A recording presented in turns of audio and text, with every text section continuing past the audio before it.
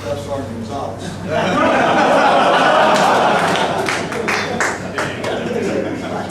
The rank of Sergeant First Class. It's a great deal. The greatest rank in the Army, no doubt. You may not believe that. Colonel is not. Sergeant First Class is the greatest rank in the Army. And I'll tell you why, especially from an officer's perspective. It's the first rank that most of us see when we get into the Army. You know, some of us go off to Ranger School and we got knucklehead staff sergeants screaming at us, don't skip down to your face.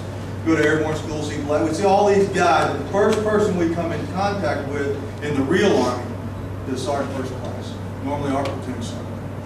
And the neat thing about the Sergeant First Class in our Army, and the neat thing, and you know all this stuff about being a platoon sergeant, but is the first rank in the entire Army where a sergeant, a non-commissioned officer, is formally placed in order to train, mentor, and coach the commissioned officer corps. That's what it's designed to do.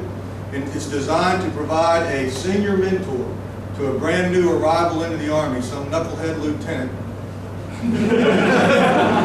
and show him what right looks like.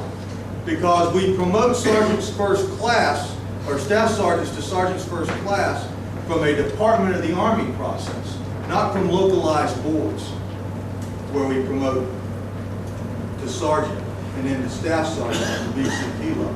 The Department of the Army, based on demonstrated capabilities for ever higher levels of responsibility, choose the Sergeant's First Class of our Army. And then the special ones get plugged in to be platoon sergeants, because they're the ones that have to train and mentor the junior officer corps to teach them to be the appropriate leaders that they need to be. And a platoon sergeant that does his job right will long be remembered by his platoon. I remember my first platoon sergeant, Richard A. Jaw. He was a Burmese with 2 tours in Vietnam. Was a chain smoker, a freaking Pall Mall cigarettes, could run a 2-mile run in about 10 minutes and 30 seconds, and could road march 12 miles with 900 pounds on his back in about 2.5 hours without ever missing a beat. And he told me something when I first arrived at my company. He says, "Lieutenant, you want to be a success in this Army?" I was a pretty cocky young Ranger graduate, and I said, "Damn right. I'm going to be just fine." He goes, "Tell you what, you don't say a damn thing for the first 30 days, or I will whip your ass." You don't give any instructions. You give no orders. You write no memos without clearing it through me, and I will make you a success. He drugged me through EIB and made sure that I graduated from the Expert Infantryman's Badge, 1 turn, true blue. He took me through Pathfinder School. He drugged me across the wilds of Korea and into the counter-drug war in Central America. And I remember him to this day. He got out of the Army after being a command sergeant major and is now a corporate lawyer in Sausalito, California. So, done pretty good for himself. But there's an impact out there that senior non-commissioned officers make on the officer corps, and what they can deliver is an understanding of soldiers, what soldiers need in order to be successful, what soldiers need in order to be successful in life and on the battlefield. And that's what the Army entrusts you to do. And I know that you've done that terrifically with Brett Cronic. And so it's great pride that we get to promote you today to Sergeant First Class. And I think you're going to do the pasting and pinning, right? Yes, sir. So, Mr. Cronic. Secretary of the Army has reposed special trust and confidence in the patriotism, valor, fidelity, and professional excellence of Antonio L. Gonzalez. In view of these qualities and his demonstrated leadership potential and dedicated service in the United States Army, he is therefore promoted. Stop. Look at this guy, if you can see over your guy in front of you. Standing in front of you is a soldier who just walked off the streets of hometown America. Just the uniform that he wears. He's got no rank on his blouse.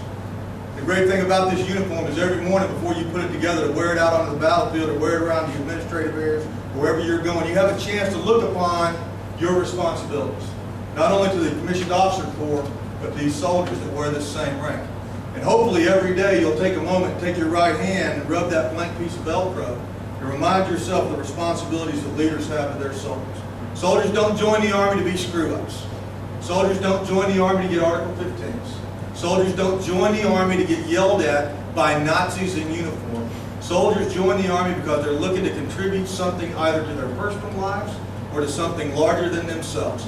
they got to figure that out. And all they're looking for is caring, compassionate, committed, and capable leadership that is willing to look them in the eye every day, pick them up when they're stumbling, and provide them the opportunity to be successful at every turn. So once you reach up with your right hand, rub that blank piece of Velcro. Can you remember that? Well, that's what I expect you to do. Let's make ourselves a sergeant first class. Read it. He is therefore promoted. He is therefore promoted from staff sergeant to sergeant first class. Date of rank effective 1 October 2007.